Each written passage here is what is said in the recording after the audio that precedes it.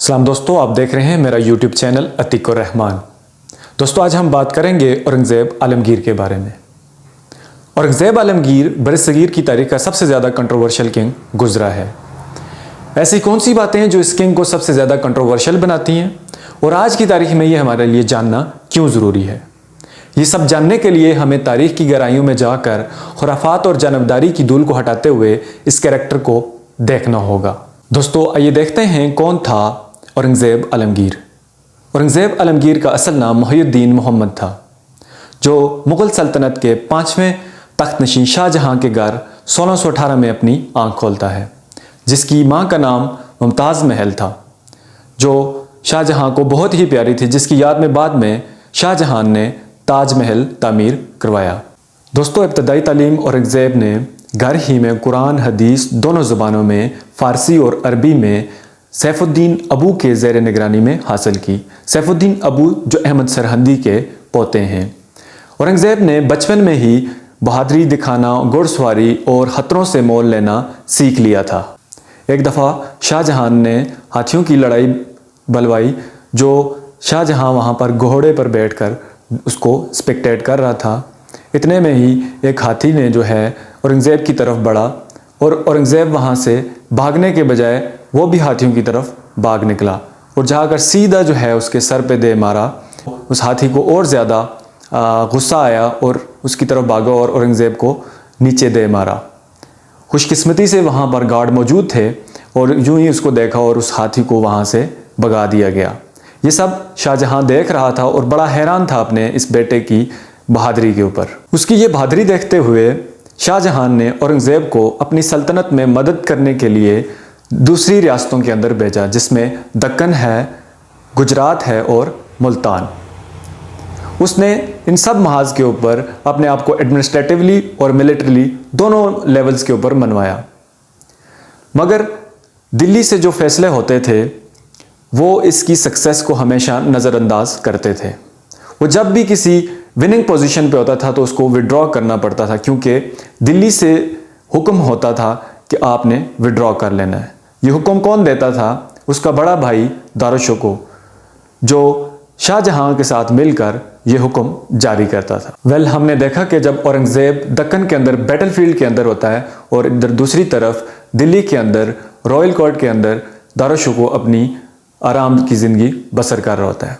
ऐसा क्यों है? क्योंकि दारुशुकुर एक हायर पोजीशन के ऊपर बैठा हुआ है, जो मुग़ल रैंकिंग सिस्टम है।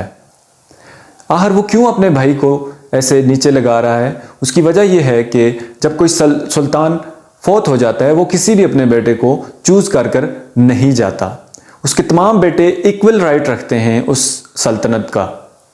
तो ऐसे में उन भाइयों में एक ही मंत्र होता है, या तख्त या ताबूत। सो यही वजह है कि दारुशुको अपने भाई को सबोटाज करता हुआ चला आ रहा था। जब शाहजहां के बीमार होने की खबर फैलती है तो उधर दूसरी तरफ दारुशुको और ने अपनी जो आर्मी है उसको मोबिलाइज करना शुरू कर देता है और औरंगज़ेब आलमगीर भी। दोनों के दरमियान लड़ाई होती है। लड़ाई के नतीजे में औरंगज़ेब जीत जाता है और अपने भाई को सजाए मौत सुना देता है। अपने भाई की तरह क्रूअल तो नहीं होता, बल्कि वो अपने भाई को एक अच्छे तरीके से जो है एक मकबरे के अंदर, दिल्ली के अंदर एक मकबरे में दफना देता है। औरंगज़ेब अपनी जीत के बाद 31 जुलाई 1658 के अंदर एक सेरेमनी बुलाता है, जहां पर वो अपने लिए एक टाइटल चूज़ करता है, आलमगीर। और इसके बाद वो अपने भाई के चीफ एडवाइज़र और बाकी ट्रूप्स को अपनी आर्मी के अंदर वेलकम करता है और जहाँ तक उसके वालिद का सवाल है उसको वो इम्प्रिजन कर लेता है, जहाँ पर अपनी बहन को उनके पास छोड़ देता है ताकि उनकी देखभाल की जा सके। पावर में आते ही 1670 में उन्होंने बहुत सारी डेवलपमेंट स्टार्ट की, जिसमें इम्पीरियल इंटरेस्ट और जो महन जो यहाँ पे बयान करना है वो है फतावे आलमगीरी। ये एक इंटेलेक्चुअल डेवलपमेंट है जिसमें उन्होंने पूरे बरसगीर के अंदर जो निज़ाम हुकूमत है या जो इंसाफ का निज़ाम है वो हनफियत के अंदर उसको परवान चढ़ाया। उसके अलावा उन्होंने लाहौर के अंदर बादशाही मस्जिद तामीर करवाई, जो एक अपने आप में एक बहुत बड़ा अजूबा है। दोस्तों बादशाही मस्जिद उस वक्त दुनिया की सबसे बड़ी मस्जिद कहलाई जाती थी। औरंगज़ेब ने लाइब्रेरी को उस दौर में प्रिजर्व किया, उसके लिए उसने 1 मिलियन इन्वेस्टमेंट की। औरंगज़ेब अपने आप के ऊपर फ़ख्र महसूस करता था जस्टिस को अपहोल्ड करने के लिए। इसी वजह से वो डेली जो है कोर्ट जाता था और कभी कभार दिन में 2 मरतबा भी कोर्ट को बुलाता था। यही वजह है कि वो एडमिनिस्ट्रेटिव लेवल तक कड़ी नज़र रखता था जस्टिस को अपहोल्ड रखने के लिए। वो मुसलसल खत लिखता था अपने बेटों को रोड की क्लियरिटी को देखने के लिए और चोरों से रोड को महफूज रखने के लिए। उस दौरान उनके एक बेटे ने उस खत का जवाब नहीं दिया, ये कहते हुए कि ये मेरी रिस्पॉन्सिबिलिटी नहीं है। तो उस पर औरंगज़ेब ने अपने बेटे का रैंक जो है कम कर दिया था। औरंगज़ेब अपनी एडमिनिस्ट्रेशन के अंदर तो माहिर था ही था, मगर अपनी टेरिटरी को एक्सपेंड करने में भी वो किसी से पीछे नहीं था। औरंगज़ेब ज़्यादातर एक्सपेंशन अपनी डिप्लोमेसी को यूज़ करते हुए करता था, मगर जहाँ पर फोर्स की ज़रूरत पड़ती थी तो उससे भी पीछे नहीं हटता था और अपने रेबिलियंस और जो भी उसके खिलाफ मज़ाहमत करता था उसके खिलाफ सख्त एक्शन लेता था। यही वजह है कि आपको आगे चलकर बहुत सारे रेबिलियंस मिलेंगे और उनके खिलाफ इसने सख्त से सख्त एक्शन लिए हैं। इसकी एक बहुत ही मशहूर मिसाल और बहुत ही कंट्रोवर्शियल मिसाल आपको एक 9वें सिख गुरु जो इसका नाम था तेग बहादुर की सजाए मौत से मिलती है। इसने 1675 के अंदर पंजाब के अंदर एक इस्तराबियत सी पैदा कर रखी थी, जिसकी बिना पर औरंगज़ेब ने उसको फांसी के तख्ते पर चढ़ा दिया। और एक और वाक़या है कि औरंगज़ेब के अपने बेटे ने 1681 के अंदर जो है मज़ाहमत की, जिसकी बिना पर उसके पीछे जो है फ़ौज लगा दी गई और वो वहाँ से भाग निकला और जो ईरान के अंदर जाकर उसने आखिरी दम लिया। और जब बात नाफरमानी और मज़ाहमत की आती है तो औरंगज़ेब के पास उसके लिए कोई रहम और करम मौजूद नहीं था। हमें इसकी मिसाल ऊपर भी देखिए कि उसने अपने वालिद के ख़िलाफ़ और अपने भाई के ख़िलाफ़ सख्त से सख्त एक्शन लिया। यही चंद वाक़यात हैं जो इसकी पूरे दौरान को कंट्रोवर्शियल बनाते हैं। दोस्तों आज की तारीख में औरंगज़ेब आलमगीर के ऊपर बहुत सारे इल्ज़ामात लगते हैं, जिनमें सिख गुरु तेग बहादुर का नाइंसाफ़ी के साथ कत्ल, हज़ारों मंदिरों को मसमार करना और बहुत सारे दूसरे क्राइम। क्या वाकई उसने ये सारे क्राइम कमिट किए हैं? इन सब का जवाब है ना। ये सब जानने के लिए हमें औरंगज़ेब की आम पॉलिसीज़ को देखना होगा और उसका रवैया हिंदुओं के साथ क्या था, इसकी स्टडी करना ज़रूरी है। दोस्तों पहली जो मिसकंसेप्शन है वो है अनजस्टिडली killing of 6th Guru Tegh Bahadur. दोस्तों आज के हिस्टोरियन इस हिस्ट्री को एग्जेजरेट करते हुए ये बताते हैं कि तेग बहादुर जो है पीसफुली वहाँ पर प्रोटेस्ट कर रहा था अगेंस्ट स्टेट कि कश्मीर के अंदर ब्राह्मण्स को फोर्सफुली कन्वर्ट किया जा रहा है। मगर जो सिख सोर्स हैं और जो पर्शियन सोर्स हैं अर्लियर, वो ये कहते हैं कि वहाँ पर ये मिलिटरीली स्टेट को अपोज कर रहा था, जिसकी वजह से स्टेट के अंदर एक इंतशार और अनार्की फैल रही थी। तो ये सब चीज़ें औरंगज़ेब की नज़र में एक बहुत बड़ा क्राइम थी और उसकी सज़ाए मौत थी उसकी नज़र में। तो उसने ऐसा ही किया और तेग बहादुर को सज़ाए मौत सुना दी, क्योंकि उसकी नज़र में ये जुर्म कोई भी करता तो उसकी सज़ा उसकी नज़र में सज़ाए मौत ही थी। आपने देखा कि उसने अपने भाई को भी सज़ाए मौत करार दी। दोस्तों औरंगज़ेब के ख़िलाफ़ जो दूसरी बड़ी मिसकंसेप्शन है वो है प्रोसिक्यूशन ऑफ हिंदू। दोस्तों हकीकत में उसने कभी भी फोर्सफुली कन्वर्जन नहीं की हिंदुओं की, बल्कि उसने मुग़ल ब्यूरोक्रेसी के अंदर हिंदुओं को भी शामिल किया ताकि उनके दिल जीत सके, दिमाग और टेरिटरी दोनों। उसने कभी भी सिलेक्शन जो है मज़हब की बुनियाद पर नहीं की, बल्कि एक पॉलिटिकल स्ट्रेटजी के तौर पर की है।